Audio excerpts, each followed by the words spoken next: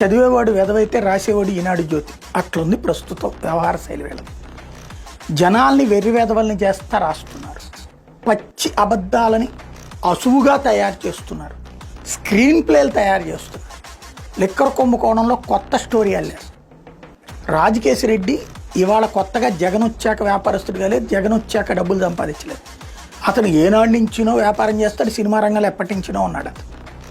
అతను ఈ మధ్యన తీసిన సుమంత్తో తీసిన సినిమా ఒకటి, తర్వాత ఆ స్పై అని నిఖిల్తో తీసిన సినిమా, ఈ రెండిటికి ఈ లిక్కర్ డబ్బులే తీసుకెళ్ళి పెట్టారట.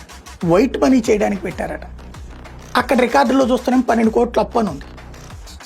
12 కోట్ల రూపాయల అప్పని రాసున్న దాన్ని 40 కోట్లు ఖర్చు పెట్టేశారు. 12 కోట్ల అప్పని అబద్ధాలు చెప్తున్నారు. వీళ్ళు రాసేస్తారు అంతే, మనం నమ్మేయాలి అంతే.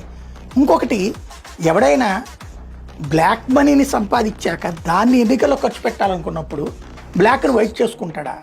నెంబర్ 1. తెలుగుదేశం కార్యకర్తలు మానసికంగా సంతృప్తి పరచడం, తెలుగుదేశం సానుభూతి పరులు మానసికంగా సంతృప్తి పరచడం కోసం కథలు రాసేస్తున్నారు.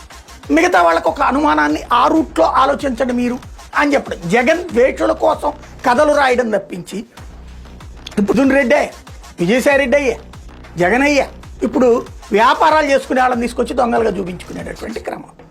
లేకపోతే జగన్ దగ్గర పనిచేసే వాళ్ళని తీసుకొచ్చి ఏంట్రా అంటే అక్కడంట కట్టలు ఎక్కడో దొరికింది, ఎవడో వీడియో తీశాడట.